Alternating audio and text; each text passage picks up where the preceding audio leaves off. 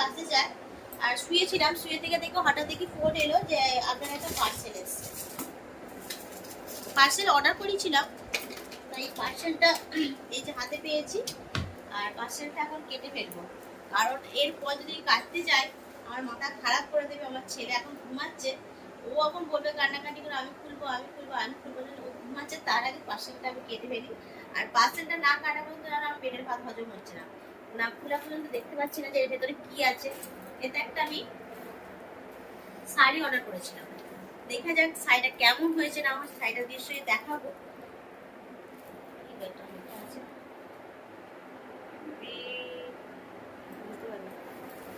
চলো শাড়িটা এখন কাটি।